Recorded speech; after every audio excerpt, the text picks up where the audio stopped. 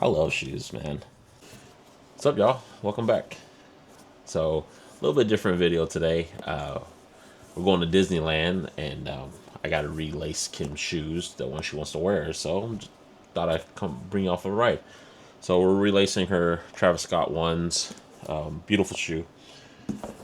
Got these on trade from a friend. Had to trade him a couple of my shoes to get these because she really wanted them, and these are sick. This was her first pair of Travis's, and it got her hooked. So I thought I'd get her these. So yeah, we're gonna relace her shoes today, and then kind of talk about my journey into shoes because that's what I originally was. That's what I originally was into when I was younger. I started. I'm 36, so when I was in about, I would say, seventh grade, that's when I really started having the fondness for shoes. I started buying shoes. And I would just buy whatever you find at the store. And ideally, I wanted shoes no one had. I wanted to stand out, and I was kind of like that as a person in general. I just wanted something no one ever really had. And I figured, you know what? I like these shoes a lot. They have a type of personality that, either whether it be bright, loud in some sort of fashion, no one was going to have them. So I would want shoes that no one would have or hard to get. So that's where my love of shoes came from. I think it started with Nike's always been my favorite brand. Whether you like them or not, Nike has always been the shoe I love the most. Now, that's no shade to Adidas, Asics, Puma, New Balance, whoever you may thoroughly enjoy. There's no shade to them. I just always loved Nike. I was always a Nike guy at heart. Simple silhouettes, simple color designs, and couldn't beat it. So with me growing up, I didn't really care for basketball shoes. I wasn't into Jordans. I wasn't into anything like that. You know, T Max. I wasn't into them. My shoe was always SBs, which I don't think SBs came around until like maybe 2005. Correct me if I'm wrong. I don't really remember, but I didn't get my first pair of SBs probably until like 2007. And then remember back in the day, guys, especially to a lot of the older guys who are watching my videos, and if you guys were into shoes, you know that we didn't have internet back then like the way we do now. Not to say we didn't have internet, but we didn't have the access to buying shoes the way we did now, unless it was like on eBay and you knew what shoe you wanted. We didn't know when a certain shoe was dropping out. We didn't know what day it was going to come out. It was you go to the store, you knew. East Bay magazines, right? That's the old school way. Old forums like Soul Collector, guys like that. That's how I would know what shoes to get. And then here in San Antonio, we didn't. I'm Texas. It's not like I was in New York or California. SBs were very hard to get here in San Antonio. We only had a few skate shops. If you guys remember, Fast Forward, that's where I would get my shoes. Was through Fast Forward, and I would have to talk to the guy and be like, "Hey, man, when are you gonna get some new SBs?" And he was like, "Man, I think we get them this week, or we're gonna get this pair." And here's the tough thing: I've always been a big-footed person. I've always been a size 12 and a half to 13. Like now, I think I'm even a 13 and a half, right? Because your foot is always something that's gonna keep growing, always gonna keep growing. So I think I'm a 13 and a half now. 13s are becoming a little bit tight, so I'm gonna have to start moving up. I can still fit into a 13, but for comfort, I will do 13 and a half. But I would have to go to Fast Forward, look to see what they have, and pray that they'd have the shoe in my size. If they didn't, let's say they had a size 12 and I wanted that shoe, I was going to get it because you know what? I loved SBs. I wanted shoes no one was going to have. SBs had a unique design to them, like something that Jordans couldn't do, something New Balance. It was all designed differently, whether from the material to the shoelaces to the image printed on the back of them to even the box, right? It was always different. Like back in the day, I think I was in college. What box was around then? The gold box. I think it was the gold box. I don't remember, but yeah, SBs were it for me. I didn't get into Jordans until later. It's a little bit later, because I love the Jordan 1 look. I love the Jordan 1. Now I think that looks played out. Personally, I don't like Jordan 1s. I think they look great on Kim. I think it's a beautiful shoe. I just don't like them as much as, like, in terms of Jordans. Like, I like the stuff that you don't see, like Jordan 5s. I like those. I like 3s. 4s are okay. I think they're starting to get played out as well, but I love 3s. 2s are sick too.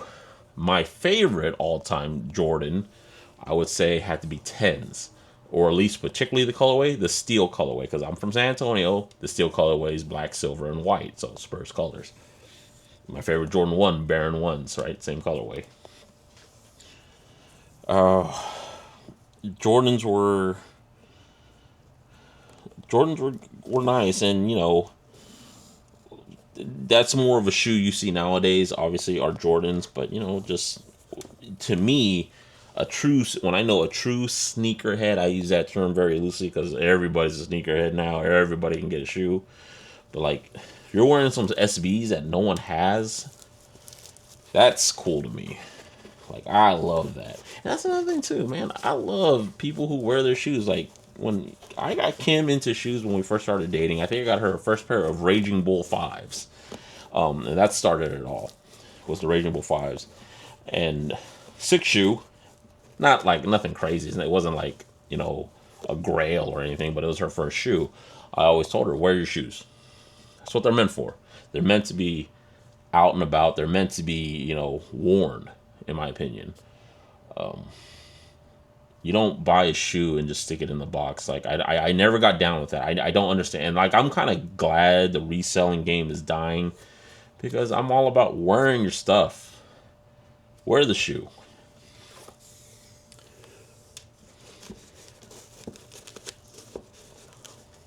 Shoes are,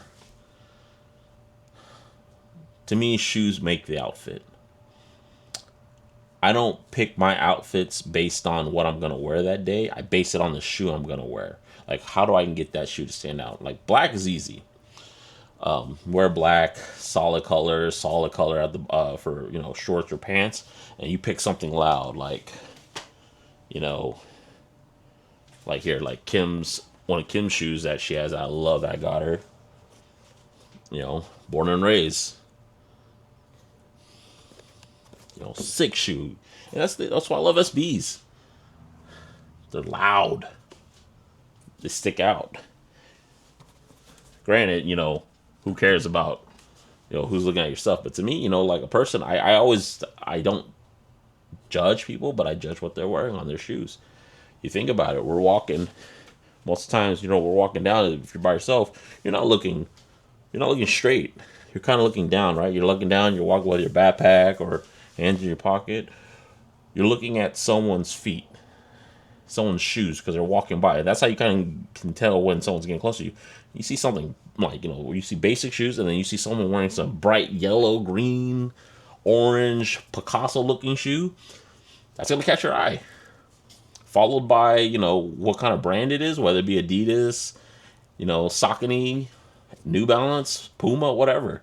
You're going to know what that shoe is. And then you're like, that's what I'm talking about. Wear your shoe.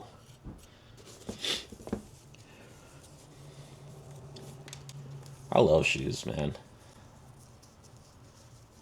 I don't get them as often for myself because I'm coming of the age where my feet hurt and I need, proper soles, flat shoes that are wide enough for my feet to make it comfortable.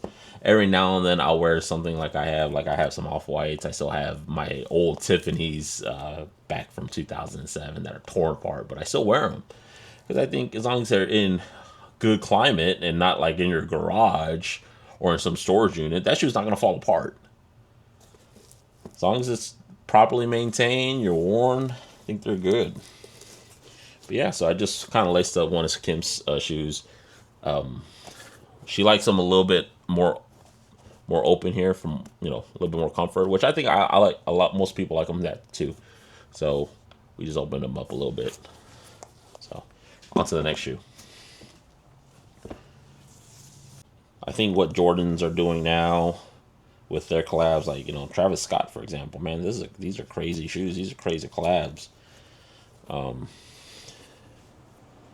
I knew these shoes would be popular. Like when Kanye first came around, and that's a shoe I never was able to get. Was a pair of Air Yeezys, any colorway. You know,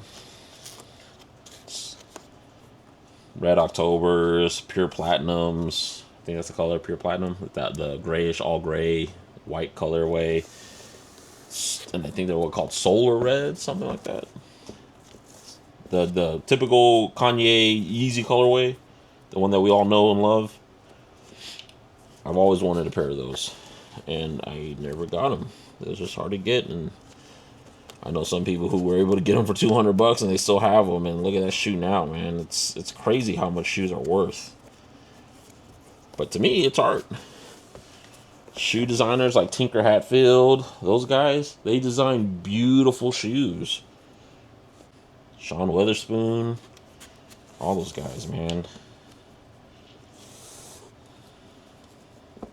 And then I like collabs, because collabs, they take a silhouette and they put their own taste to it, and not always Nike, right? But like, Vans, Fear of Gods, they just took the silhouette, put Fear of God all over the shoe. I think that's awesome. I know some people, they're like, shoes are shoe. Like, can't believe people are spending X amount of money on shoes, which I agree, right? Spending money, like, I think spending double over retail is ridiculous. I'll never do that. I'll trade, but I'll never spend ridiculous amount of money on shoes unless it's something I really want. But I've never seen a shoe like that I really wanted.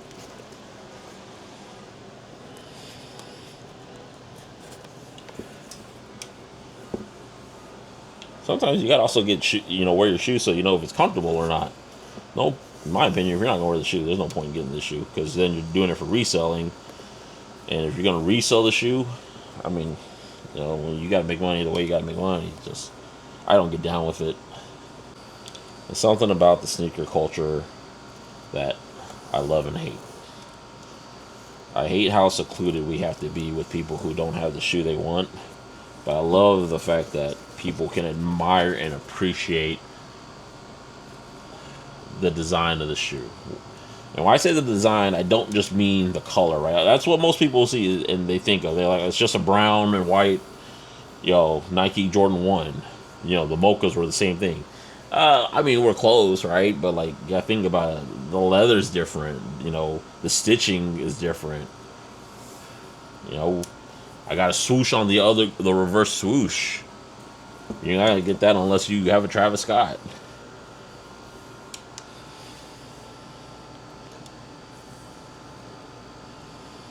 Shoes are meant to be worn, man. Break them in. And when I was setting up Kim's shoe rack here and putting all her shoes, which I'll show you guys some days eventually. I'm a big fan of One Piece. I used to say shoes are like my devil fruit. Each one's completely different. Each one does its own thing. If you're not a fan of One Piece, or if you don't know what One Piece is, devil fruits are kind of like a special item in the show that allows you to have like some sort of unique power. Nothing's ever the same. That's why I love it. That's why I was able to relate to it, because I could have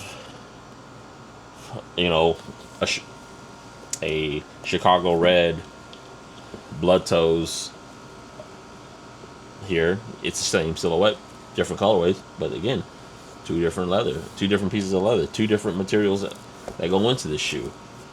The design, the look, everything.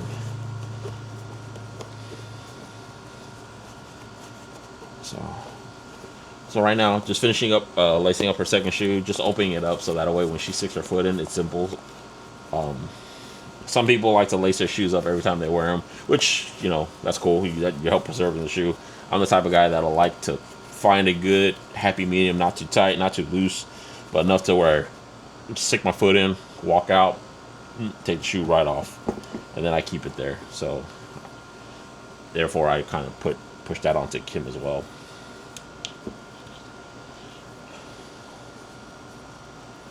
But yeah, here are the two shoes. We relaced her Travis Scott's, and now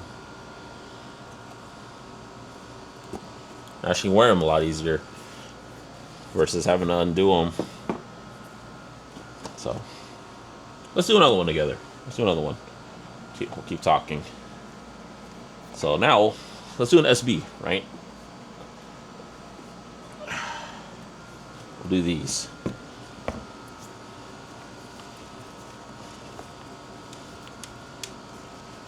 Nike Utos, but the second colorway, the matchas.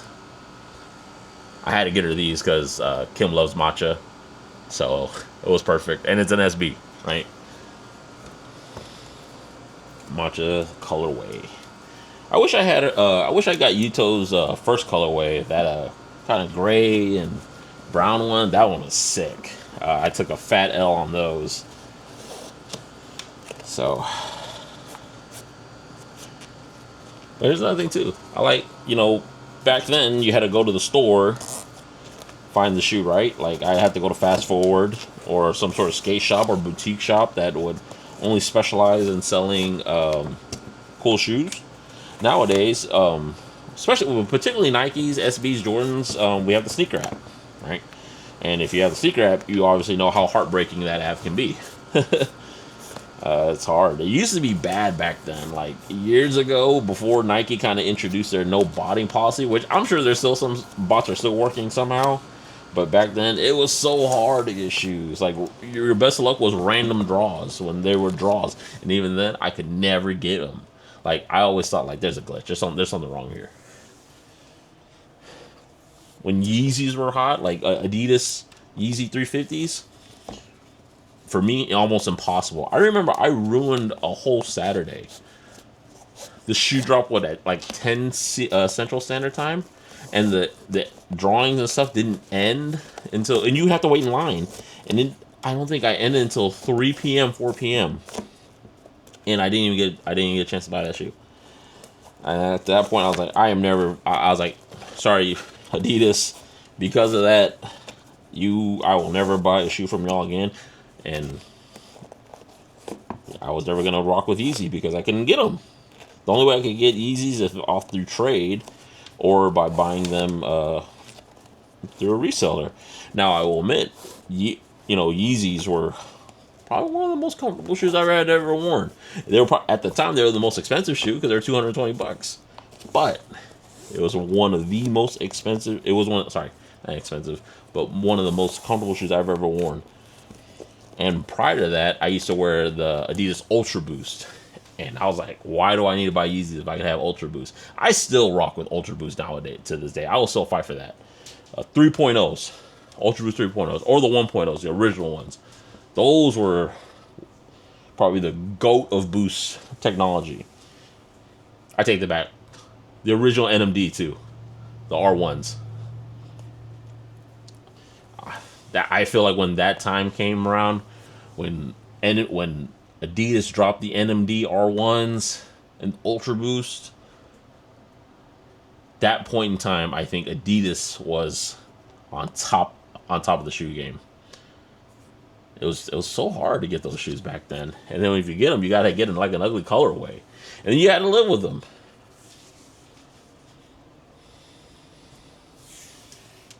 Be right back, guys. Okay, guys, I'm back. Sorry about that. Just trying to figure out which best colorway. Miso's here. Mito. Hope y'all can hear her. She just walked in. She's giving me hugs. Sorry. I went to figure out what was the best combination for this shoe. So we went with the pink laces that they come with. It's probably very hard to see on the camera, but it's a nice contrast to the color, so we'll go with this one. Yeah, Adidas were. I felt like Adidas were the king of shoes at that point in time. Well, not, I won't say king of shoes, but just in terms of selling shoes. And then Adidas, Adidas didn't like the whole shoe market. I wasn't into collecting shoes that much at the time, but I guess they didn't care for the whole reselling value. So what did they do? They just started releasing more, which, hey, I was cool with it. I can get a pair. Now, if you were a sneaker reseller, sorry, your business had to kind of take a fat L, but, you know, is what it is. Be like that. So I think that in terms of shoes, like the shoes that'll last the longest and still hold value in terms of like always have hype. I think just retro Jordans. I think retro Jordans will always have a love, have an audience. Some SBs nowadays come out and they're plain, which I like because I love SBs. If you don't know what SB stands for, Nike skateboarding. So these are skateboard shoes, and meaning what I like about them, they're thicker, fatter tongue than most regular dunks. Essentially, what it is the dunk. A little bit more comfortable, more cushion for that way. If you skateboard, you don't roll your damn ankle. But I think Jordans will always have an audience. For example, like a cool Jordan 1 coming out, or Jordan 4 or 3, that'll always sell out. Sometimes with SBs, they don't always sell out. Too plain. But every now and then, especially nowadays, you'll get a cool SB. Like, this is a cool SB. You don't see colors like this. Most time you'll see white, black, or a simple colorway with a small change. Back then, in like from 2007 to like 2011, 12, SBs were crazy wild. Like, some of the most expensive shoes in the world, or that hold value, are the most expensive shoes are SBs. Like Freddy Krueger's. That's a very sought after, well, hard to get shoe. Hard to get meaning they don't make these shoes anymore, right? They don't make them anymore. So to find them, you got to buy them off someone who has them, and you got to hope to God they're real and that they're, not beat up. Another thing nowadays are people who buy reps, meaning fakes. Fakes is a terrible word. I don't like using that word because it essentially comes from all the same place. It's just not approved by Nike from their final quality. So there's nothing wrong with it because sometimes someone like if a shoe came out back then or you miss on a drop and the resale is almost 3 to 4 times over than what the shoe cost, like an Off-White, for example, like if you don't get it on sneakers on a drop, there's a strong possibility it is going to be almost 4 times as much on resale value. So what do people do? They just go to a website and buy a rep of it, which is cheaper than retail, and they get the shoe they want. It is what it is, right? I never knock on someone's game. They got the shoe they want, they're wearing it, they're happy. Who am I to judge someone's happiness? If I don't get the shoe, then I do my best to see if one of my friends can get it because they are very big in the sneaker game. But if I don't, then it is what it is. Another shoe will always come out. And the way it's working nowadays, they're re-releasing shoes. So shoes that were re-released, 5, 6, 7 years ago, particularly Jordan colorways, they're being re-released. So you'll always have a chance to get the shoe. I always admire people's collections too. I know one of my good friends Virginia. She collects a lot of shoes, and what's cool with her is she collects shoes. And I appreciate that. She don't care if it's SB. She don't care if it's a Jordan 1. She don't care if it's 2. It could be an Air Max. That's another good one. Air Max. She'll collect Air Maxes, NMDs, Ultra Boost, anything wild that stands out to her, she's gonna buy it, and then she puts it in her shoe room. Shoe room's pretty cool. It's one of those like MTV Cribs shoe rooms. Still a lot of work to it. I admire her craft. Some people say like, why people spend so much money on shoes, all this, all that. Sometimes that's their niche. That's all they have. Like my thing is, I like guns. I like guns a lot. Even though Kim has, the Infinity, that's probably the sickest gun. I have the Accuracy International, so works out. But some people, cars, right? I bet you if we didn't, if I got into cars, I wouldn't have any of this. People now collect Pokemon cards. That's another thing that's crazy. I think it's cool. I think any collection is cool. As long as you have love for it, you gotta have love for it. I don't like people collecting something because they know they can get rich off of it. Which, yeah, okay, cool. But to me, that doesn't show that you love it. It means you just love money more. Which, who doesn't love money? But every time we get a new shoe, I tell Kim to put it on and crease it. We love the shoe. So it came out pretty nice. Yeah. This is a good shoe. Good shoe. Nice suede. The leather's really nice. And sometimes it's like the small details of shoes. Like, you got Yuto symbol right here. It's in the sole as well. And his name is on the tongue, on the tag. You see it. I can't pronounce his own name, so I'm not going to butcher it out of his respect.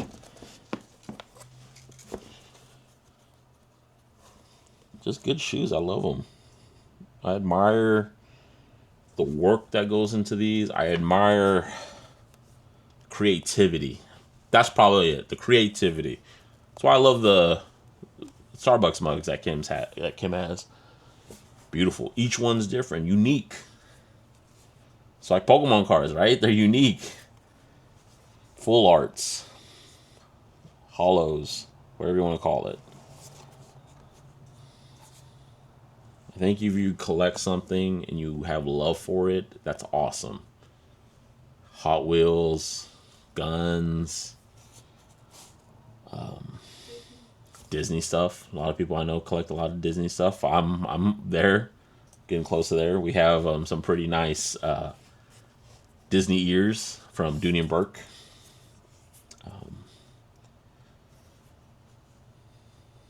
Yeah, man, it's just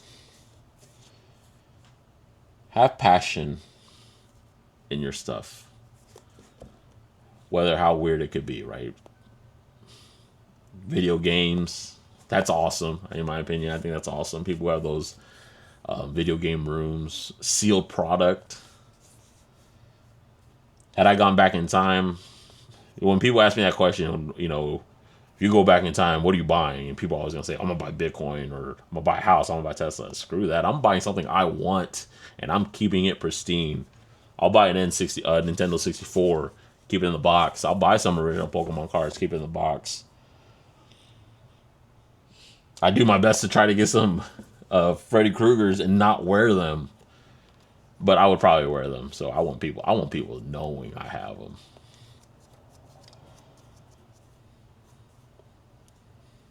I think, guys, if there's anything you can take away from this long, video of me rambling, have passion in doing what you do. Collecting, your hobby, have passion in it, because that makes it worth it for you. And no one can ever take that away from you. But I'll catch you guys next time.